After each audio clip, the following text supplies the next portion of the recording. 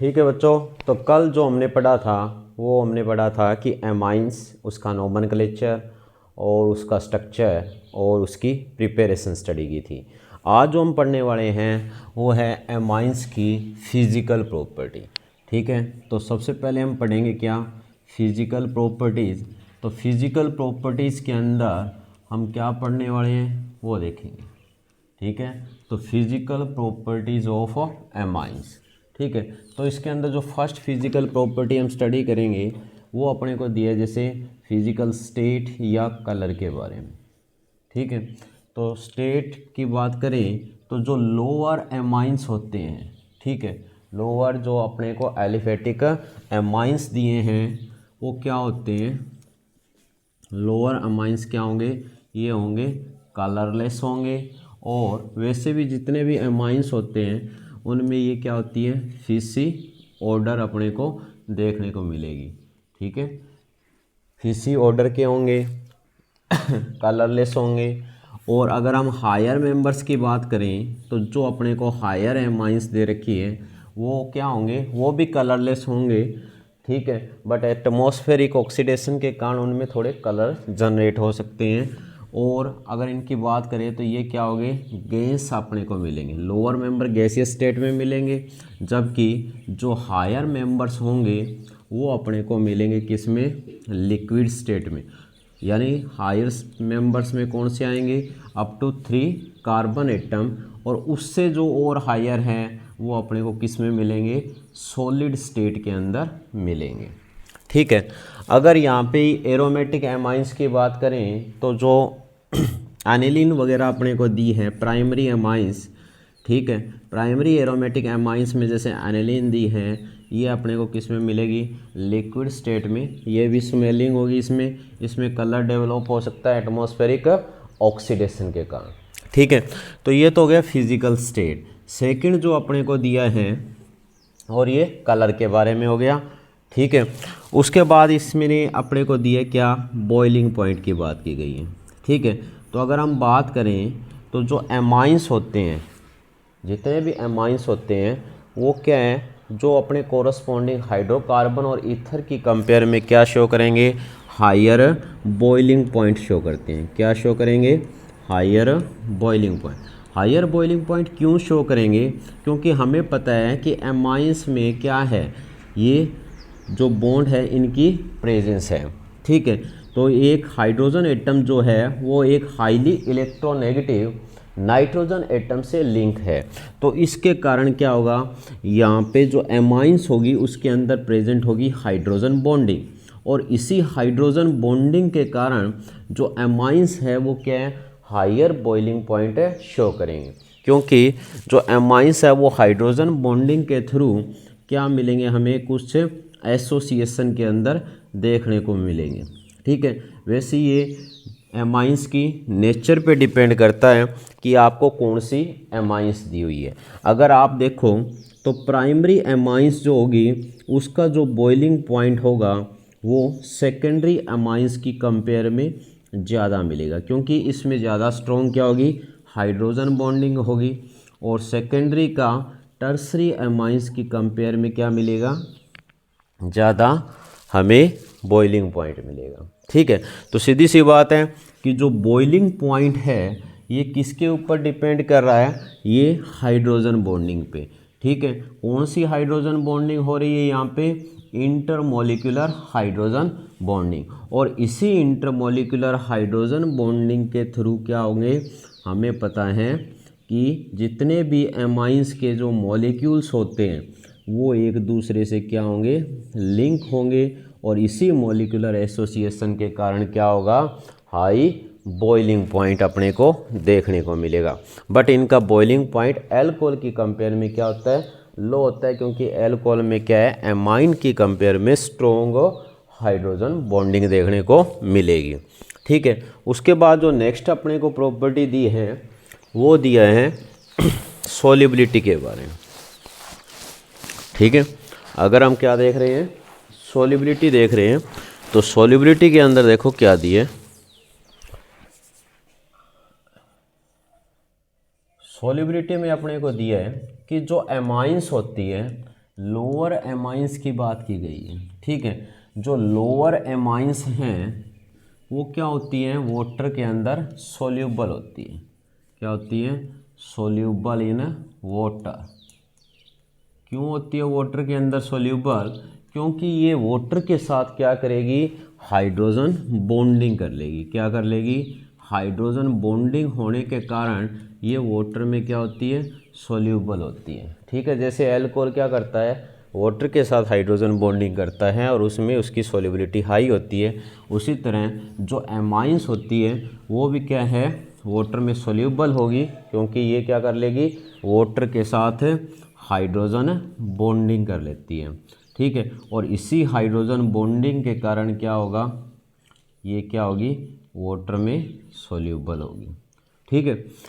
फिर आगे इसने बताया कि जैसे जैसे क्या होगा, इसका मॉलिक्यूलर मास इंक्रीज होगा, या आप कहो इसके अंदर number of carbon atom increase होंगे या number of alkyl groups increase होंगे, तो जो सोल्यूबिलिटी है वो क्या हो जाएगी, डिक्रीज हो जाएगी। सोल्यूबिलिटी क्या हो जाएगी, डिक्रीज हो जाएगी। अगर क्या हो रहा है, मॉलिक्यूलर मास इंक्रीज हो रहा है, या आप कह रहे हो जो नंबर ऑफ एल्काइल ग्रुप जो है वो इंक्रीज हो रहे हैं, ठीक है। क्यों, क्योंकि जैसे ही मास बढ़ेगा या नंबर ऑफ एल्काइल ग्रुप बढ़ेंगे तो उससे हाइड्रोफोबिक जो पार्ट है यानी हाइड्रोकार्बन का पार्ट जो बढ़ रहा है, उसके कारण क्या होगी, यहाँ पे जो सोल्यूबिलिटी है वो डिक्रीज हो जाएगी, ठीक है।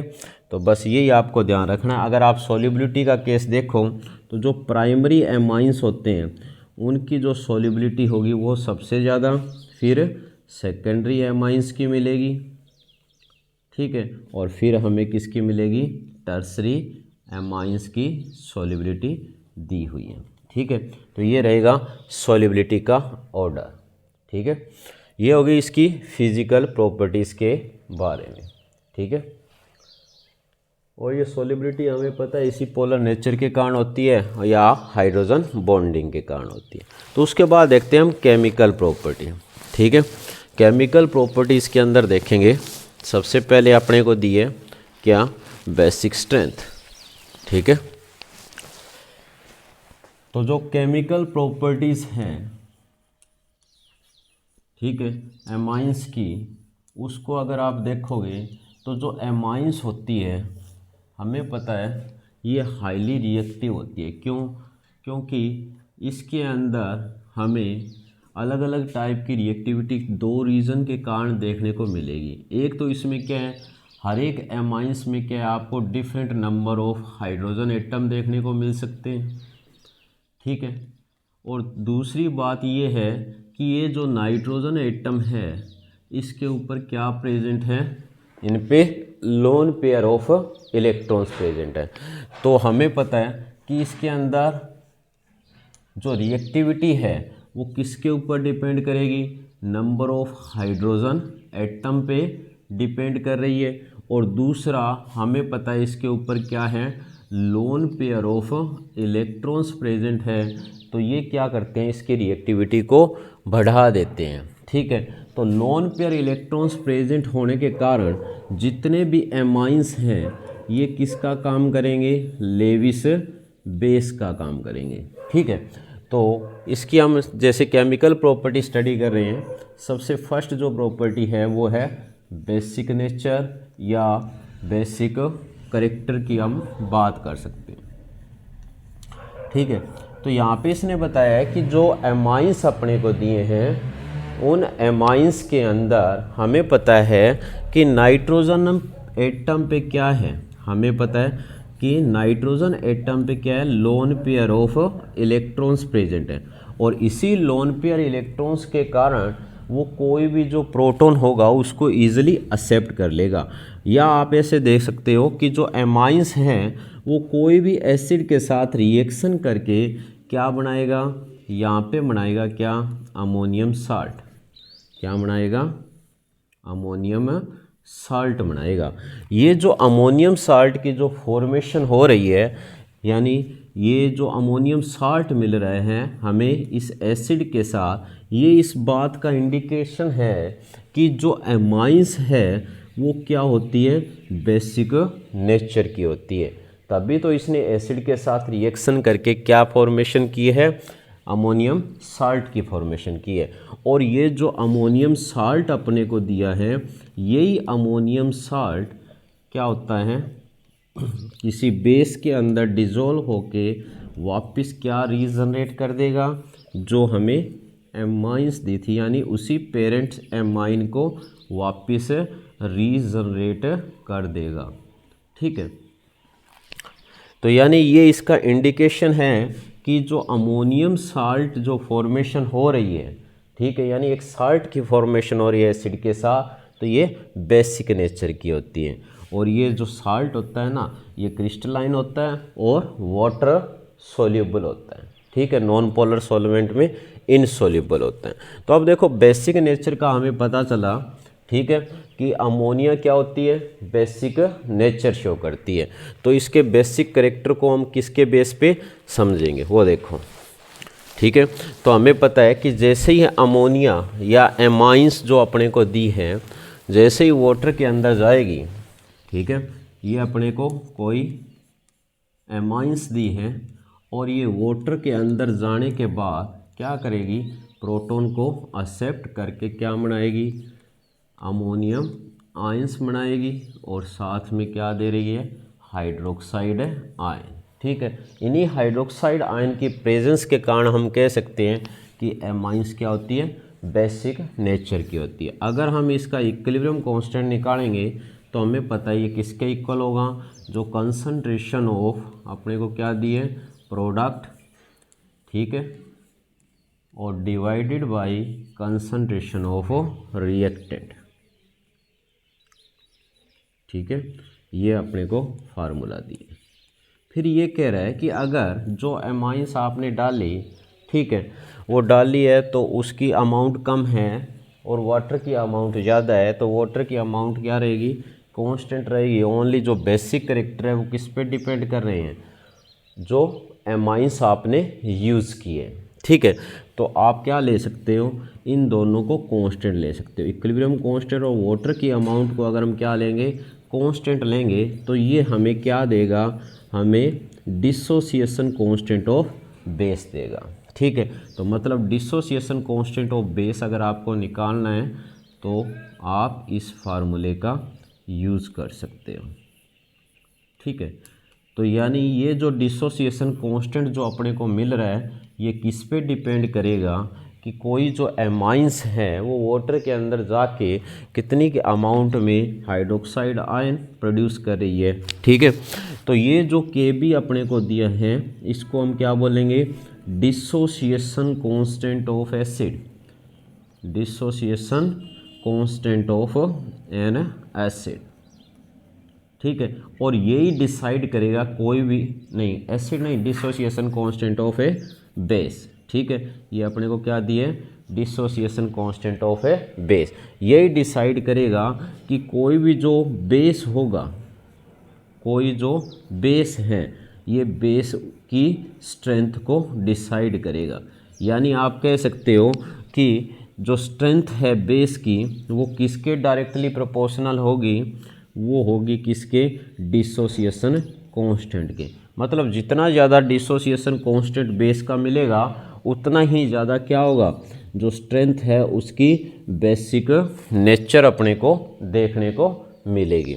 ठीक है, फिर आगे इसने बताया कि ये जो डिसोसिएशन कांस्टेंट होता है बेस का, इसकी रिलेशनशिप दे रखी है किसके साथ, pKb वैल्यू के साथ, जो क्या दी है, जो किसके इक्वल होती है, -log Kb के इक्वल होती है। मतलब pKb वैल्यू यानी pH की बात की गई है एक तरह से।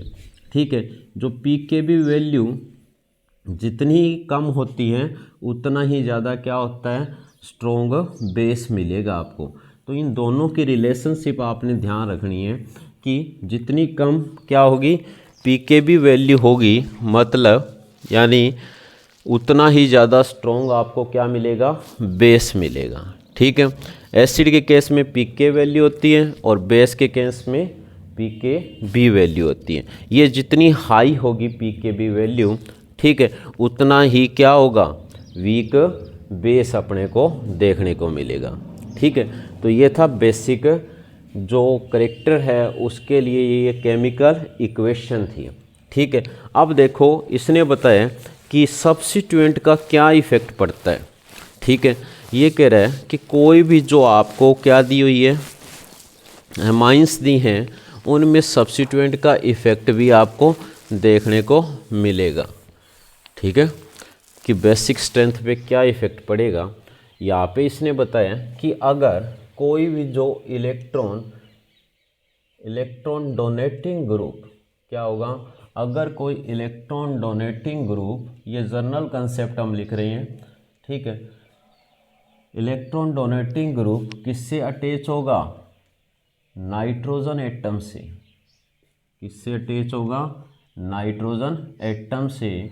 तो उसका क्या इफेक्ट पड़ेगा, क्योंकि जो इलेक्ट्रॉन डोनेटिंग ग्रुप जब नाइट्रोजन एटम से लिंक होगा या जिस कार्बन के साथ ये एमाइन का नाइट्रोजन एटम अटैच है उसके साथ होगा, तो उससे क्या होगा, उससे जो इलेक्ट्रॉन डेंसिटी है क्या होगी, जो इलेक्ट्रॉन डेंसिटी है नाइट्रोजन एटम पे वो क्या होगी, इंक्रीज होगी। और जितनी ज़्यादा इलेक्ट्रॉन डेंसिटी इंक्रीज होगी उतनी ही जल्दी क्या है, कोई प्रोटॉन को वो एक्सेप्ट कर लेगा।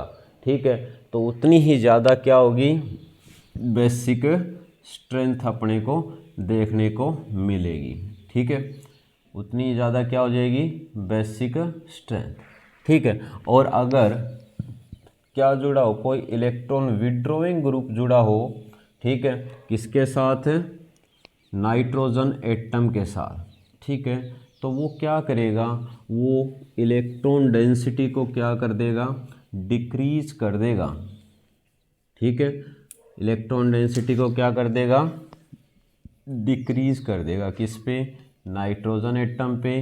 तो इसका मतलब वो प्रोटॉन को इलेक्ट्रॉन्स अवेलेबल नहीं करवा पाएगा। ठीक है, तो जिससे क्या होगी, जो बेसिक स्ट्रेंथ है, जिससे क्या होगी, जो बेसिक स्ट्रेंथ होगी वो क्या हो जाएगी, डिक्रीज हो जाएगी। ठीक है, तो ये आपने ध्यान रखना है। तो जैसे अपने को क्या दे रखा है, इफेक्ट दे रखा है। ठीक है, या आप इसको समझ सकते हो कि आपको एक क्वेश्चन दिया है कि compare the basic strength of ammonia and alkanamine. ठीक है, तो ये क्वेश्चन है, compare basic strength, basic strength. ठीक है, कंपेयर बेसिक स्ट्रेंथ जो अपने को दे रखी है, किसकी, अमोनिया एंड एमाइंस।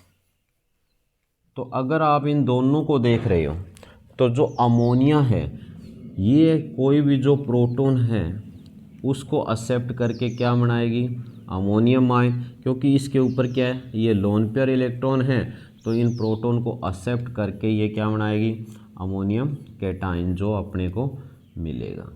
ठीक है, ये मिलेगा। फिर आगे इसने बताया इसी तरह यहाँ पे जो अपने को दिए, इसमें आप देख रहे हो कि इसी नाइट्रोजन एटम से एक इलेक्ट्रॉन डोनेटिंग ग्रुप अटैच है, जो क्या कर रहा है, अपने इलेक्ट्रॉन डेंसिटी यानी इलेक्ट्रॉन को पुश कर रहा है नाइट्रोजन एटम पे, जिससे इलेक्ट्रॉन डेंसिटी यहाँ पे इंक्रीज हो रही है। तो ये जो प्रोटॉन इसके पास आएगा, इसको क्या है, ये जो इलेक्ट्रॉन है वो क्या हो जाएंगे, ईजिली अवेलेबल हो जाएंगे। तो इसका मतलब तो साफ ही हुआ ना कि अगर कोई इलेक्ट्रॉन डोनेटिंग ग्रुप जुड़ा होगा तो वो क्या करेगा, जो ये कैटाइन मिलेगा प्रोटॉन एक्सेप्ट करने के बाद, अमोनियम कैटाइन जो मिल रहा है उसको ये क्या कर देगा, अपने प्लस आई इफेक्ट से स्टेबलाइज कर देगा। तो इसका मतलब क्या हुआ कि जो एल्काइल एमाइंस होती है वो क्या होती है, स्ट्रॉन्ग बेस होती है, किसकी कंपेयर में, अमोनिया की कंपेयर में। ठीक है, तो ये बेसिक जो कैरेक्टर हैं ये हमें जो देखने हैं ये किसके ऊपर डिपेंड कर रहे हैं वो हम देखेंगे सबसे पहले। ठीक है, तो जो बेसिक कैरेक्टर अपने को दिए हुए हैं, इसका मतलब यहाँ पे एल्काइल ग्रुप का भी कोई रोल है, यानी electron donating electron withdrawing substituent का इफेक्ट भी मिलेगा। और जो दूसरे इफ़ेक्ट हैं वो भी हम देखेंगे।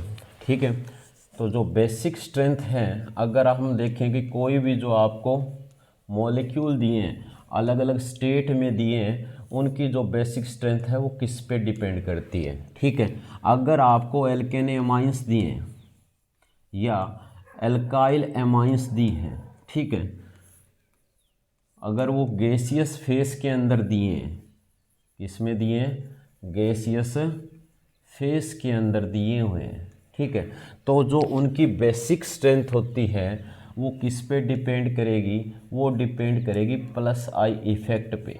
मतलब जितना ज़्यादा प्लस आई इफ़ेक्ट होगा, और ये प्लस आई इफ़ेक्ट किसके कारण होगा, एल्काइल ग्रुप के कारण होगा, तो उतना ही ज़्यादा वो क्या होगा, बेसिक नेचर का होगा।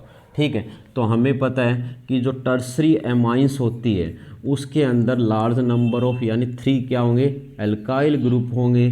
ठीक है, जबकि जो सेकेंडरी एमाइंस होगी उसके अंदर ओनली 2 एल्काइल ग्रुप मिल रहे हैं, जबकि जो प्राइमरी एमाइंस हैं उसमें एक सिंगल एल्काइल ग्रुप मिल रहे हैं। ठीक है, तो इसका मतलब क्या हुआ, जो टर्सरी एमाइंस होगी वो सबसे ज़्यादा बेसिक मिलेगी। ठीक है, फिर सेकेंडरी और फिर टर्सरी। क्यों, क्योंकि इसके प्लस आई इफेक्ट के कारण क्या ये इजीली प्रोटॉन को एक्सेप्ट कर लेगी। बट ये कंडीशन आपको ध्यान रखनी है, ये एल्काइल ग्रुप का आपको ओनली गैसियस फेस में दिया है। ठीक है, और फिर अगर यही आपको कह दे कौन से में सेकंड जो अपने को दिए किसमें, ये अपने को सोल्वेशन इफेक्ट के बेस पे दिए। ठीक है, सोल्वेशन इफेक्ट कह सकते हो या आप कह सकते हो हाइड्रोजन बॉन्डिंग के कारण। ठीक है, अगर आप हाइड्रोजन बॉन्डिंग के कारण देखोगे तो ये जो अपने को इफेक्ट मिलेगा उसमें अपने को बताया कि जितनी ज़्यादा हाइड्रोजन बॉन्डिंग होगी, ठीक है, उतना ही ज़्यादा क्या होगा, बेसिक सब्सटेंस होगा, मतलब उतनी ही बेसिक एमाइंस मिलेगी। तो सीधी सी बात है, हाइड्रोजन बॉन्डिंग जो होती है हमें पता है कि ये एल्काइल ग्रुप्स या प्लस आई इफेक्ट के जस्ट हमें क्या मिलने वाली है, अपोजिट मिलने वाली है। क्यों, क्योंकि जितने number of hydrogen atom amine के साथ अटैच होंगे उतनी ही ज़्यादा क्या होनी है, यहाँ पे स्ट्रॉन्ग हाइड्रोजन बॉन्डिंग होगी। ठीक है, क्योंकि एल्काइल ग्रुप की प्रेजेंस से क्या होगी, स्टेरिक हिंड्रेंस होगी, तो उसके कारण क्या है, जो हाइड्रोजन बॉन्डिंग है उसके ऊपर हमें इफेक्ट देखने को मिलेगा। ठीक है, तो ये अपने को इफेक्ट दिए हैं, तो हमें पता है ये जो प्राइमरी एमाइंस हैं वो सबसे ज़्यादा बेसिक, फिर सेकेंडरी और फिर टर्सरी एमाइन। तो यानी हाइड्रोजन बॉन्डिंग जो है ये बेसिक स्ट्रेंथ को क्या है किसके बेस पे एक्सप्लेन कर रही है कि जितनी ज़्यादा स्ट्रॉन्ग हाइड्रोजन बॉन्डिंग होगी, यानी जितनी ज़्यादा जो एमाइंस है उसको स्टेबिलिटी मिलेगी, उतनी ही ज़्यादा वो क्या शो करेगा, बेसिक नेचर शो करेगा। अगर आपको कुछ ना दिया हो, ना ही गैसियस फेस दिया है और ना ही सोल्वेशन इफेक्ट अकेला पूछा गया है, ना ही आपको हाइड्रोजन बॉन्डिंग के बेस पे पूछा गया है, और आपसे सीधा पूछा गया है कि जो बेसिक स्ट्रेंथ है एमाइंस उसको एक्सप्लेन करो, तो आप किस तरह करोगे। ठीक है, तो यानी फिर आएगा ओवरऑल इफेक्ट, यानी एमाइंस की जो बेसिक स्ट्रेंथ होगी वो क्या है, ओवरऑल इफेक्ट पे डिपेंड करेगी। ठीक है, एमाइंस अगर आपको सीधा पूछा जाए तो आपको पता होना चाहिए जो बेसिक स्ट्रेंथ होती है एमाइंस की वो 3 फैक्टर्स पे डिपेंड करेगी। नंबर फर्स्ट तो होगा इंडक्टिव इफेक्ट, कौन सा होगा, इंडक्टिव इफेक्ट के ऊपर डिपेंड करेगी। ठीक है, नंबर सेकंड सोल्वेशन इफेक्ट या आप कह सकते हो हाइड्रोजन बॉन्डिंग पे डिपेंड करेगी, और नंबर थर्ड जो अपने को दिया है वो दिया है स्टेरिक हिंड्रेंस। क्या दिया है, स्टेरिक हिंड्रेंस, इसके ऊपर भी क्या है, हाइड्रोजन बॉन्डिंग डिपेंड करती है। ठीक है, तो इसने बताया कि कोई भी जो एमाइंस अपने को दी हुई है उसके अंदर अगर आप देखोगे तो इन्हीं तीनों फैक्टर के कॉम्बिनेशन से ही हम क्या है, हाइड्रोजन बॉन्डिंग को डिसाइड कर सकते हैं। जैसे हमें यहाँ पे मिथेनामाइन या आप कह सकते हो मिथाइल एमाइन और इथाइल एमाइन, ठीक है, ये दिए, इनके डिफरेंट फॉर्म्स दिए, प्राइमरी, सेकेंडरी और टर्सरी, ठीक है।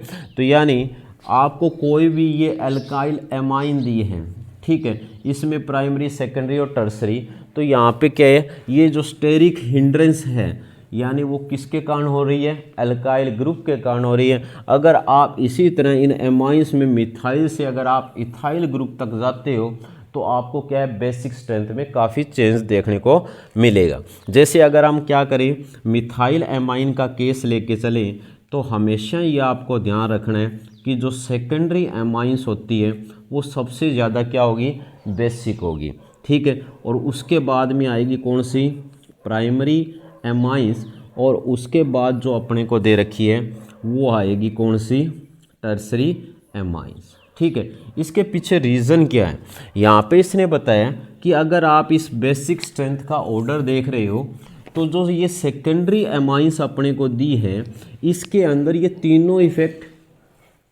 सही रोल प्ले कर रहे हैं। इसमें इंडक्टिव इफेक्ट भी है, साइज छोटा होने के कारण क्या है, हाइड्रोजन बॉन्डिंग भी आपको देखने को मिलेगी, ठीक है। इस केस में ओनली हाइड्रोजन बॉन्डिंग क्या है, ज़्यादा स्ट्रॉन्ग है, जबकि यहाँ पे कोई भी हाइड्रोजन एटम ना होने के कारण ओनली इंडक्टिव इफेक्ट का रोल देखने को मिलेगा। इसी तरह अगर आपको क्या दिए, इथाइल एमाइंस दी है, ठीक है, तो उसमें भी आपने सेकेंडरी ही रखना है, ठीक है। बस यहाँ पे आते क्या है, ऑर्डर थोड़ा चेंज हो जाएगा, क्योंकि जो एल्काइल ग्रुप है वो साइज में बड़ा होने के कारण यहाँ पे क्या होगा, ओनली जो अपने को इंडक्टिव इफेक्ट क्या है, जो हाइड्रोजन बॉन्डिंग की कंपेयर के अंदर अपना ज़्यादा रोल प्ले करेगा। इसलिए क्या है, जो टर्सरी इथाइल एमाइन अपने को दी है, ठीक है, वो क्या होगी, प्राइमरी एमाइंस की कंपेयर में ज़्यादा बेसिक मिलेगी, ठीक है। तो इसी तरह ये अपने को बेसिक कैरेक्टर के बारे में दिया हुआ है। उसके बाद ये तो हो गया एलिफेटिक एमाइंस के लिए। एरोमेटिक एमाइंस के साथ भी हम इनको कंपेयर करते हैं बेसिक स्ट्रेंथ को, ठीक है। तो उसमें देखो, उसमें कंपेयर किया गया है कि अमोनिया और जो बेंजीन एमीन यानी एनिलीन, इन दोनों की जो बेसिक स्ट्रेंथ है, अमोनिया वर्सेस एनिलीन, अगर इनकी बेसिक स्ट्रेंथ देखो तो सबसे ज़्यादा बेसिक कौन होगा और क्यों होगा। हमें पता है कि जो अमोनिया होती है उसमें नाइट्रोजन एटम पे लोन पेयर इलेक्ट्रॉन होते हैं, जिससे वो क्या है, ईजिली प्रोटॉन एक्सेप्ट करके क्या बनाएगी, अमोनियम आयंस बनाएगी। जबकि अगर हम बात करें किसकी, एनिलीन की, अगर हम एनिलीन को देखें तो इसी नाइट्रोजन एटम पे जो लोन पेयर इलेक्ट्रॉन होते हैं वो इलेक्ट्रॉन कहाँ चले जाएंगे, वो कहाँ चले जाएंगे। वैसे तो अगर हमें पता है तो ये भी क्या करेगा, प्रोटॉन एक्सेप्ट करेगा और क्या बनाएगा, एनिलीनियम आयंस बनाएगा। पर ये अमोनिया का कंपेयर में लेस इजीली बनाएगा। क्यों बनाएगा, क्योंकि हमें पता है कि जो एनिलीन होती है उसमें ये नाइट्रोजन एटम किससे अटैच्ड हैं, एक इलेक्ट्रॉन विड्रॉइंग यानी बेंजीन रिंग से अटैच है। क्योंकि ये जो कार्बन होता है इसका हाइब्रिडाइजेशन होता है sp2, जो इलेक्ट्रॉन विड्रॉइंग नेचर का होता है, जो इसके लोन पेयर कहाँ चले जाएंगे, रिंग के साथ कंजुगेशन में चले जाएंगे। तो इसके साथ क्या है, जो भी इसके पास कोई भी जो प्रोटॉन आएगा उस प्रोटॉन को ये लोन पेयर क्या है, अवेलेबल नहीं होंगे। तो जब उसको लोन पेयर मिलेंगे नहीं तो वो प्रोटॉन क्या है, वहाँ पे कंबाइन क्यों होगा, ठीक है। तो इस तरह क्या है, हम इसको एक्सप्लेन कर सकते हैं कि जो एनिलीन होती है वो अमोनिया की कंपेयर में क्या होती है, लेस बेसिक होती है। क्यों, क्योंकि जो एनिलीन में जो नाइट्रोजन एटम पे क्या होते हैं, जो लोन पेयर इलेक्ट्रॉन होते हैं वो कहाँ चले जाते हैं, रिंग के साथ कंजुगेशन में चले जाते हैं, ठीक है। और वो क्या है, उस प्रोटॉन को अवेलेबल नहीं होते। इसलिए हम कह सकते हैं कि एनिलीन इज लीस्ट बेसिक या लेस बेसिक देन अमोनिया। मतलब अमोनिया क्या होगी, ammonia is stronger base than aniline, ठीक है। फिर आपसे पूछा जाता है किसके बारे में, फिर आता है एनिलीन वर्सेस एनिलीनियम आयन, ये तो हो गया एनिलीन का।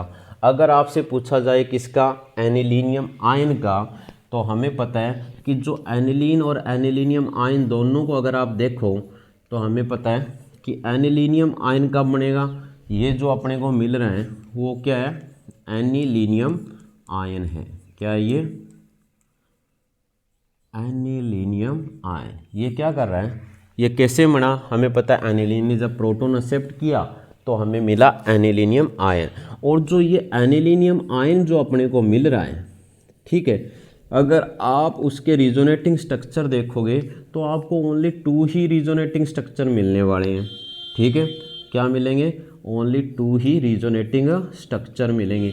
जबकि अगर आप इस एनिलीन को देख रहे हो, ये क्या है, एनिलीन, तो एनिलीन के आपको काफ़ी रिजोनेटिंग स्ट्रक्चर मिलेंगे, यानी लगभग 5 रिजोनेटिंग स्ट्रक्चर आपको किसके मिलने वाले हैं, एनिलीन के मिल रहे हैं। तो इसका मतलब जो एनिलीनियम आयन है उसकी कंपेयर में जो एनिलीन होती है वो ज़्यादा स्टेबल होती है। इसलिए हम क्या कह सकते हैं, इसलिए हम कह सकते हैं कि जो एनिलीनियम आयन है, ठीक है, anilinium ion is less basic, anilinium ion is less basic than aniline. ठीक है, तो हम ओनली क्या इसको रिजोनेंस के बेस के ऊपर ही एक्सप्लेन कर सकते हैं। ठीक है, तो यहाँ पे हमने क्या है, इन दोनों की बेसिक जो स्ट्रेंथ है उनको कंपेयर किया है। इसके अलावा अगर आप एरोमेटिक एमाइंस में देखोगे तो आपको क्या है, इफेक्ट ऑफ सब्स्टिट्यूएंट,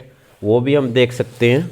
ठीक है, तो इलेक्ट्रॉन डोनेटिंग ग्रुप तो चाहे वो एलिफेटिक एमाइंस हो और चाहे वो एरोमेटिक एमाइंस हो, अगर इलेक्ट्रॉन डोनेटिंग ग्रुप प्रेजेंट है तो वो क्या करेगा, बेसिक स्ट्रेंथ को बढ़ाएगा।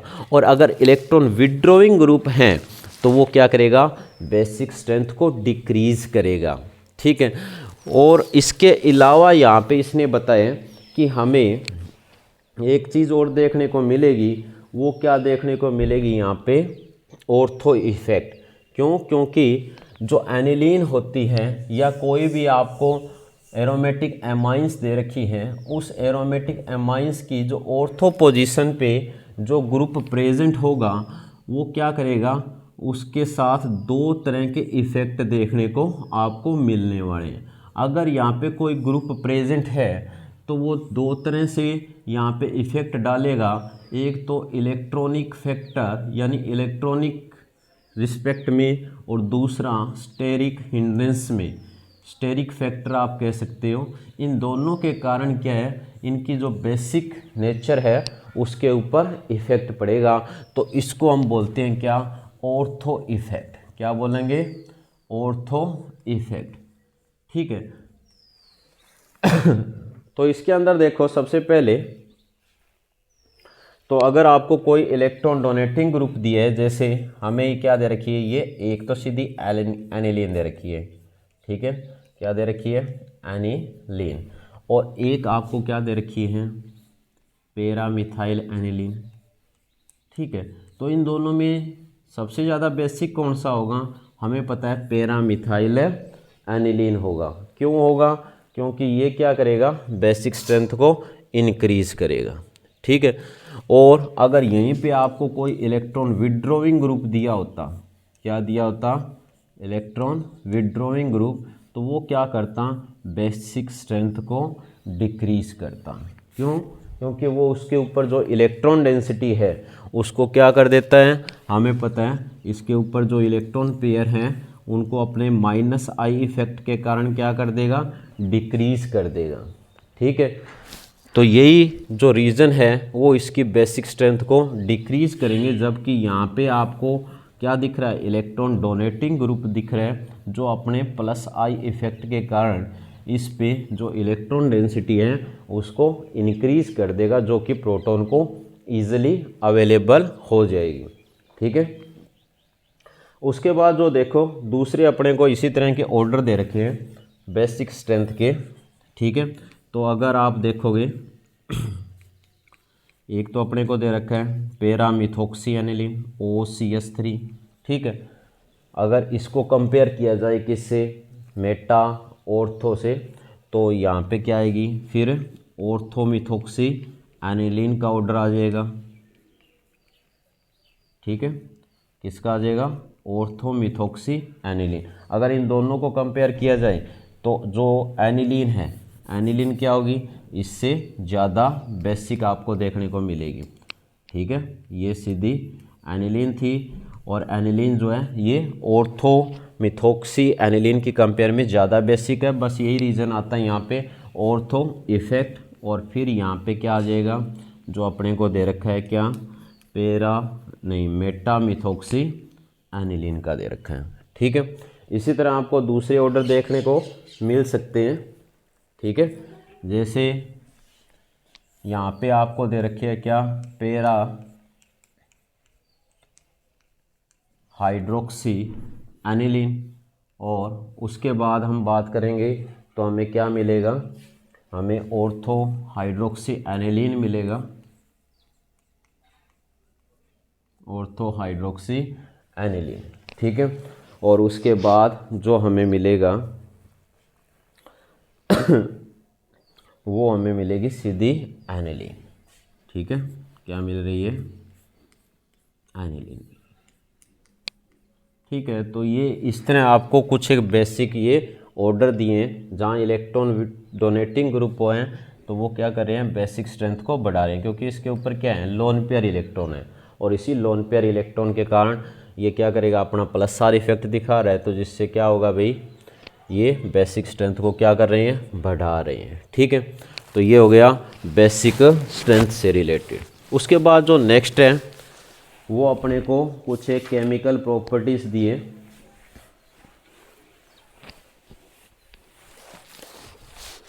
ठीक है, यहाँ आपको एक एनिलीन दे रखा है। ये भी पूछा जा सकता है ना कि एनिलीन जो है NH2, ठीक है, एक दे रखा है मेटा नाइट्रो एनिलीन, यानी नाइट्रो एनिलीन की बात की गई है, तो इसके बाद कौन आता है, नाइट्रो, और उसके बाद क्या मिलेगा आपको, पेरा, क्योंकि यहाँ पे क्या है, यहाँ पे आपको दे रखा है क्या, इलेक्ट्रॉन विड्रॉविंग ग्रुप। यहाँ पे ऑर्थो इफेक्ट के कारण जो ऑर्थो नाइट्रो एनिलीन होगी वो सबसे ज़्यादा लिस्ट बेसिक होगी। ठीक है, ये क्या होगी, लिस्ट बेसिक होगी नेचर में। ठीक है, तो ये तो गए क्या, बेसिक नेचर के बारे में। उसके बाद जो नेक्स्ट अपने को दिया है वो इनकी केमिकल रिएक्शन दी है, जिसमें अपने को क्या दिया है, अल्काइलेशन दे रखा है। ठीक है, तो ये कुछ एक जो सब्स्टिट्यूएंट थे उसके बेस पे हो गया। सेकंड जो प्रॉपर्टी अपने को दी है वो क्या दी है, अल्काइलेशन। तो अल्काइलेशन में यहाँ पे इसने बताया कि जो अपने को क्या दी होगी, कोई भी एमाइंस दी है, कोई भी प्राइमरी एमाइंस दी है, चाहे सेकेंडरी एमाइन दी है, चाहे टर्सरी एमाइन दी है, वो क्या है, अल्काइल हैलाइड के साथ रिएक्ट करके क्या देगी, हमें एक सब्स्टिट्यूटेड प्रोडक्ट देगी। वैसे हमें पता है ये कौन सी रिएक्शन होती है, इनमें एमाइंस के अंदर न्यूक्लियोफिलिक सब्स्टिट्यूशन रिएक्शन होती है। कौन सी होती है, न्यूक्लियोफिलिक सब्स्टिट्यूशन रिएक्शन। ये एग्जाम में क्वेश्चन पूछा गया 1 मार्क्स में। ठीक है, ये आपको आना चाहिए। तो न्यूक्लियोफिलिक सब्स्टिट्यूशन रिएक्शन कैसी होगी, तो यहाँ पे इसने बताया, जैसे ये मैंने प्राइमरी एमाइंस ली, ये कोई भी अल्काइल हैलाइड के साथ क्या करेगी, न्यूक्लियोफिलिक सब्स्टिट्यूशन रिएक्शन के रिजल्ट से ही हमें क्या मिलेगा, यहाँ पे प्राइमरी से क्या मिलेगी, जो सेकेंडरी एमाइंस मिलेगी। ठीक है, और ये जो सेकेंडरी एमाइंस मिल रही है इन टर्न क्या करेगी, इसी अल्काइल हैलाइड के साथ फिर रिएक्शन करेगी। तो इस तरह हमें पता है यहाँ पे एमाइंस का एक तरह से मिक्सचर मिलेगा, और ये तब तक रिएक्शन करती रहेगी जब तक कि इसके सभी के सभी हाइड्रोजन एटम रिप्लेस ना हो जाए, या लास्ट में तब तक जब तक कि यहाँ पे जो क्वाटरनरी अमोनियम साल्ट ना बन जाए। ठीक है, तो यहाँ पे अपने को ये दे रखा है। ठीक है, तो इस तरह इनमें क्या होता है, अल्काइलेशन होता है। जैसे यहाँ पे हमने क्या लिया होता, यहाँ पे ब्रोमो इथेन लिए और इसको हमने इथने अमाइन के साथ ट्रीट कर दिया। ठीक है, तो हमें क्या मिलेगा, तो हमें पता है कि यहाँ पे क्या होगी, न्यूक्लियोफिलिक सब्स्टिट्यूशन रिएक्शन होगी, तो जिससे हमें यहाँ मिलेगी डाई मिथाइल एमाइन, और ये डाई मिथाइल एमाइंस फिर क्या करेगी, नेक्स्ट जो मॉलिक्यूल होगा उसके साथ रिएक्शन करके क्या बनाएगी, ट्राई इथाइल एमाइंस की फॉर्मेशन करेगी। और इसी तरह ये जो कंटिन्यू जो रिएक्शन है ये चलती रहेगी जब तक कि क्या है, सभी के सभी हाइड्रोजन एटम रिप्लेस ना हो जाए। ये आगे फिर रिएक्शन करके क्या बनाएगी, क्वाटरनरी अमोनियम साल्ट बनाएगी। ठीक है, तो ये था अल्काइलेशन। उसके बाद हम स्टडी करेंगे एसाइलेशन।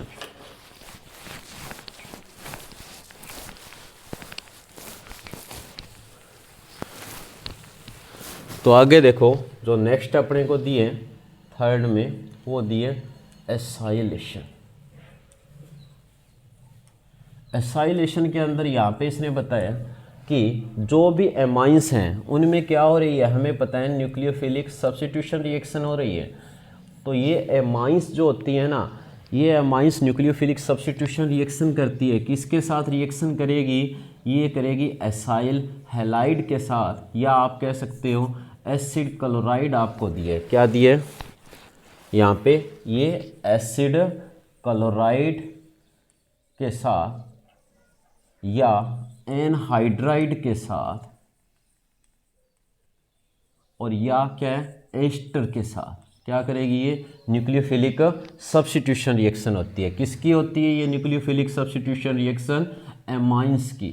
और जो एमाइंस के अंदर ये हाइड्रोजन एटम है, या आप कह सकते हो जब इनकी एमाइंस की न्यूक्लियोफिलिक सब्स्टिट्यूशन रिएक्शन इनमें से जब किसी के साथ होगी तो क्या होगे, एमाइंस के हाइड्रोजन एटम जो होते हैं वो किसके साथ रिप्लेस हो जाते हैं, वो रिप्लेस हो जाएंगे किसके साथ है, एसाइल ग्रुप के साथ। और हमें क्या मिलेगी, हमें मिलेंगे एमाइड। ठीक है, तो यही अपने को दिया एसाइलेशन। तो हम कह सकते हैं कि replacement of hydrogen atom of amines, amines के हाइड्रोजन एटम की रिप्लेसमेंट हो रही है किसके साथ, विद एसाइल ग्रुप। किसके साथ है, एसाइल ग्रुप। जो एसाइल ग्रुप दिया है RCO जो अपने को, उसके साथ कब, on treatment with, on treatment किसके साथ ट्रीटमेंट हो रही है, ऑन ट्रीटमेंट विद जो एसिड क्लोराइड। ठीक है, और अपने को क्या दिया है, एनहाइड्राइड, और क्या दिया है, ester, is known as acylation. और ये एसाइलेशन जो होती है हमें पता है न्यूक्लियोफिलिक सब्स्टिट्यूशन रिएक्शन होती है। जैसे मान के चलते हैं कि हमारे पास क्या दे रखी है, ये कोई भी एमाइंस दे रखी है और इसको हमने ट्रीट कर दिया किसके साथ, ये जो अपने को एसाइल हैलाइड दिए। तो इसमें क्या होगा, ये जो अपने को न्यूक्लियोफिलिक अटैक होगा किसका, इस एमाइंस का, कब होगा, जब कोई कंडीशन क्रिएट होगी। ठीक है, तो क्या होगा, यहाँ पे क्या है, कार्बोनिल ग्रुप है, हमें पता है इलेक्ट्रॉन विड्रॉइंग नेचर का होता है। तो यहाँ जैसे ही कैटायन बनेगा तो ये जो एमाइंस है ये क्या करेगी, न्यूक्लियोफिलिक अटैक करेगी। ठीक है, तो हमें इस तरह क्या मिलेगा, इसका एडिशन, यानी जो एक प्रोडक्ट मिल रहा है। ठीक है, तो ये यहाँ पे आके क्या हो जाएगा, अटैच हो जाएगा, और इस नाइट्रोजन पे क्या आ जाएगा, पॉजिटिव चार्ज आ जाएगा। ठीक है, तो इस पॉजिटिव चार्ज को रिमूव करने के लिए क्या होगा, यहाँ से प्रोटॉन निकल जाएगा। ठीक है, और इधर से क्या होगा, ये हैलोजन रिमूव हो जाएगा। तो इस तरह अपने को क्या मिलेगा, यहाँ पे क्या मिलेगा, एक एमाइड मिलेगा, यानी एक एमाइड की लिंकेज मिलेगी। तो ये ध्यान रखना है कि ये जो इस टाइप की रिएक्शन है कि इसके अंदर क्या रिलीज़ हो रहा है, इसके अंदर रिलीज़ हो रहा है, हमें पता है ये हाइड्रोजन और ये Cl मतलब HCl। तो इसका मतलब इस टाइप की जो रिएक्शन होती है वो एक स्ट्रॉन्ग बेस क्या है, पीरिडीन की प्रेजेंस में होती है, ताकि जो HCl बन रहा है उसको क्या किया जा सके, रिमूव किया जा सके, उसका न्यूट्रलाइजेशन किया जा सके। तो ये जो एसाइलेशन की रिएक्शन है किसके प्रेजेंस में होगी, in presence of a strong base pyridine. ठीक है, तो ये आपने ध्यान रखना है। इसमें आप कोई भी एग्जांपल ले सकते हैं। ठीक है, जैसे ये आपको क्या दे रखी है, यहाँ पे इतने एमाइंस दे रखी है। ठीक है। और ये इतने अमाइंस की रिएक्शन हम करवा रहे हैं किसके साथ, मान लो मैंने यहाँ पे एसिड क्लोराइड तो पहले ही देख लिया, यहाँ पे हम ले रहे हैं क्या, एनहाइड्राइड, ठीक है। ये एनहाइड्राइड के साथ क्या हो रही है, इसकी रिएक्शन हो रही है, ठीक है। तो हमें पता है कि इनमें से कोई भी एक कार्बोनिल ग्रुप पे क्या होगा, न्यूक्लियोफिलिक अटैक होगा, किसका, इस एमाइंस का। तो हमें पता है ये किसकी प्रेजेंस में होगी, pyridine बेस की प्रेजेंस में होगी, किसकी प्रेजेंस में, pyridine बेस की। तो हमें क्या मिल रहा है यहाँ पे, यहाँ मिलेगा अपने को CH3 CH2, ठीक है। और ये क्या आ जाएगा, हमें पता है NH, और इसकी लिंकेज हुई है किसके साथ, इसी एसाइल ग्रुप के साथ, ठीक है। जो एसाइल ग्रुप आगे किससे लिंक है ये CH3 ग्रुप और ये CO, ठीक है, जो अपने को दिया हुआ है, और ये आ गया CH3, ठीक है। तो बाद में हमें पता है कि क्या होगा, इस नाइट्रोजन पे क्या आ गया, पॉजिटिव चार्ज आ गया, तो यहाँ से प्रोटॉन रिमूव होगा, इधर से ये ऑक्सीजन अपने लोन पेयर देगा, ठीक है। और जो ये लिंकेज है वो यहाँ से क्या हो जाएगी, डिसोसिएट हो जाएगी, ठीक है। तो हमें यहाँ पे क्या मिलेगा, हमें मिलेगा CH3 CH2 और ये हो गया NH और ये CO CH3, मतलब एन इथाइल इथने एमाइड मिलेगा, और साथ में क्या है, एक इथेनोइक एसिड का मॉलिक्यूल रिलीज हो जाएगा, ठीक है। तो ये आप किसी के साथ भी कर सकते हो, जो इन तीनों में से कोई भी एक आपको दिया हो। इसी टाइप की जो नेक्स्ट रिएक्शन है, उस रिएक्शन में अपने को दिया है क्या, अगर कोई एमाइंस किसके साथ रिएक्शन कर रही है, जो एरोमेटिक, जो अपने को जैसे बेंजोइल क्लोराइड दे रखा है, ठीक है। यहाँ पे अपने को एक रिएक्शन दी है किसकी, मिथने अमाइन की, किसके साथ रिएक्शन दी हुई है, बेंजोइल क्लोराइड के साथ, ठीक है। ये अपने को दी है CO और Cl, ठीक है। तो हमें पता है कि कार्बोनिल ग्रुप इलेक्ट्रॉन विड्रॉइंग है, और ये क्या करेगा, इसका न्यूक्लियोफिलिक अटैक होना है किसकी प्रेजेंस में, pyridine बेस की प्रेजेंस में, ठीक है।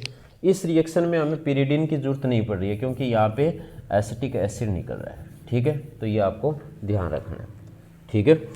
तो यहाँ पे pyridine की प्रेजेंस में होगी, तो हमें क्या मिलेगा, यहाँ पे मिलना तो एमाइड ही है, ठीक है। तो इसमें देखो ये O नेगेटिव, यहाँ पे अपने को Cl दिए, इधर से अटैक हुआ एमाइंस का, तो इस अमोनिया पे यानी नाइट्रोजन पे क्या आ जाएगा, पॉजिटिव चार्ज आ जाएगा, और ये अपने को मिल गया। तो हमें पता है ये प्रोटॉन यहाँ से रिलीज होगा, और ये अपने इलेक्ट्रॉन यहाँ देगा, और ये हैलोजन यहाँ से रिमूव हो जाएगा। तो हमें क्या मिलेगा, हमें मिलेगा एन मिथाइल जो बेंजने एमाइड्स मिलेगा, ठीक है। ये आ गया CO और ये आ गया NH और ये क्या आ गया CH3, ठीक है। तो इस रिएक्शन को हम क्या बोलेंगे, इसको हम बोलेंगे बेंजोइलेशन। क्या बोलेंगे, बेंजोइलेशन। जब क्या है, बेंजोइल क्लोराइड के साथ कोई भी एमाइंस रिएक्शन करती हैं, तो जो अपने को ये एमाइड मिल रहा है, ठीक है, यानी एल एल्काइल जो हमें क्या मिलता है, बेंजोएमाइड मिलता है, उस रिएक्शन को हम क्या बोलते हैं, बेंजोइलेशन बोलते हैं, ठीक है। तो इस तरह आपने रिएक्शन करनी है। ये आप सिंपल सा आइडिया रख सकते हो कि आपने क्या करना है, ये मैकेनिज़्म वगैरह के चक्कर में नहीं पड़ना है। तो सिंपल आइडिया है क्या है कि कोई भी जो एमाइंस आपको दिए, ठीक है, कोई भी एमाइंस आपको दिए है, तो हमने अभी पढ़ा था कि उस एमाइंस का जो ये हाइड्रोजन एटम होगा वो किससे रिप्लेस हो रहा है, एसाइल ग्रुप से। मान लो ये आपको क्या दिए, यहाँ पे एसाइल हैलाइड दिए, ठीक है, एसिड क्लोराइड, तो किससे रिप्लेस होगा, हमें पता है acyl group means RCO group से। तो आप H को हटा दो और RCO ग्रुप को ऐड कर दो, ठीक है। ये H क्या है, जो RCO ग्रुप के बाद जो बचेगा उसके साथ जुड़ के अपना प्रोडक्ट दे देगा, और हमें यहाँ पे अपना जो प्रोडक्ट है यानी जो एसाइलेशन के बाद जो मिलने वाला है वो मिल जाएगा। देखो हमने इस हाइड्रोजन को हटा दिया और यहाँ पे एसाइल ग्रुप को इसके साथ जोड़ दो, ठीक है, तो हमें क्या मिलेंगे यहाँ पे एमाइड मिलेंगे, ठीक है। सिंपल ट्रिक तो यही है, ठीक है, कि आप इस तरह कर सकते हो। यहाँ पे आप कोई भी ले सकते हो एमाइन के साथ, यहाँ प्राइमरी सेकेंडरी कोई भी एमाइन ले सकते हो, जैसे सेकेंडरी एमाइन दी है। और अब मैंने ले लिया जैसे यहाँ पे एस्टर, ठीक है, ये मैंने कोई एस्टर ले रखा है। तो मैंने इसमें क्या करना है, मैंने बस ये देखना है कि मेरे को क्या चाहिए, मेरे को RCO ग्रुप चाहिए, ठीक है। और किसको हटाएंगे, हाइड्रोजन को हटाएंगे, जो हटेगा वो बाकी के साथ ऐड हो जाएगा। तो हमें पता है यहाँ पे क्या मिलेगा, सीधी सी बात है, ये तो हमारे पास थी स्टार्टिंग में RNR यानी ये सो सेकेंडरी एमाइन, और जो जुड़ेगा वो एसाइल ग्रुप जुड़ने वाले हैं CO और R- से, और पीछे R-OH रिमूव हो जाएगा, ठीक है। चाहे वो आपको एस्टर दिया है, चाहे वो आपको कोई एनहाइड्राइड दिया है, ठीक है। जैसे ये मैंने एमाइंस और ली, ठीक है, और उसकी रिएक्शन करवा दी किसके साथ, एक एनहाइड्राइड के साथ, तो मेरे को क्या मिलेगा यहाँ पे प्रोडक्ट। तो सीधी सी बात है कि जब हम एसाइलेशन करवाते हैं तो एसाइल ग्रुप क्या होगा, इस हाइड्रोजन एटम के साथ रिप्लेस हो जाएगा, ठीक है। तो इस हाइड्रोजन को हटाओ और यहाँ पे क्या लगा देना है आपने, एसाइल ग्रुप लगा देना है। तो जो भी आपको प्रोडक्ट मिलेगा वो सारे के सारे क्या मिल रहे हैं, एमाइड्स मिल रहे हैं, ठीक है। तो इस तरह भी आप इस रिएक्शन को कंप्लीट कर सकते हो, ठीक है। उसके बाद जो नेक्स्ट रिएक्शन है वो अपने को दिया कार्बाइल एमाइन रिएक्शन। कौन सी रिएक्शन दी है, कार्बाइल एमाइन रिएक्शन,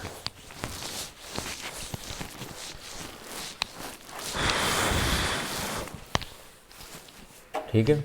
जो फोर्थ दी है वो है कार्बाइल एमाइन रिएक्शन। इस रिएक्शन के अंदर क्या होता है भाई, ये जो एमाइंस है यानी कार्बाइल्स एमाइन जो रिएक्शन है ये हमेशा किसके साथ होगी, प्राइमरी एमाइंस के साथ होगी। चाहे वो प्राइमरी एमाइंस एलिफेटिक दी हो और चाहे वो प्राइमरी एमाइंस क्या दी हो, एरोमेटिक दी हो, ठीक है, एलिफेटिक हो या एरोमेटिक हो, ठीक है। जब क्या होता है, इसने बताया कि कोई भी जो प्राइमरी एमाइंस आपको दी हुई है उसको आप किसके साथ, क्लोरोफॉर्म के साथ, किसकी प्रेजेंस में, पोटेशियम हाइड्रोक्साइड की प्रेजेंस में जब इसको ट्रीट करोगे तो एक फोल स्मेलिंग सब्सटेंस बनता है जिसको हम बोलते हैं आइसोसाइनाइड, ठीक है। तो एल्काइल आइसोसाइनाइड आपको यहाँ पे मिलेगा, ठीक है। तो साथ में पोटेशियम क्लोराइड और वाटर मिलेगा। तो यानी ये प्राइमरी एमाइंस की डिटेक्शन के लिए इस रिएक्शन का यूज़ किया जाता है, चाहे वहाँ पे आपको एरोमेटिक एमाइंस भी क्यों ना दे रखी हो, ठीक है, एनिलीन, ठीक है। और उसको आप अगर किसके साथ ट्रीट कर रहे हो, क्लोरोफॉर्म के साथ, जो एल्कोहलिक पोटेशियम हाइड्रोक्साइड है उसकी प्रेजेंस में, तो आपको क्या मिलेगा यहाँ पे, फिनाइल आइसोसाइनाइड मिलेगा, ठीक है। और साथ में पोटेशियम क्लोराइड और प्लस में जो आपको क्या दिए, वाटर मिलेगा, ठीक है। तो ये रिएक्शनें आपको अच्छी तरह करनी है। तो ये क्या है, प्राइमरी और सेकेंडरी एमाइंस उनके सेपरेशन के लिए इस रिएक्शन का यूज किया जा सकता है, ठीक है। तो ये जो टेस्ट है वो किसके लिए होता है, प्राइमरी और सेकेंडरी एमाइंस के सेपरेशन के लिए इसका यूज़ किया जाता है। सेकेंडरी एमाइंस जो है वो इस टेस्ट को नहीं देगी, ठीक है। तो इस तरह आपने इसकी प्रिपरेशन स्टडी करनी है, ठीक है। तो आज के लिए बस इतना ही, बाकी नेक्स्ट लेक्चर में पढ़ेंगे, ठीक है बच्चों। कैसा लगा ज़रूर बताना। Thank you.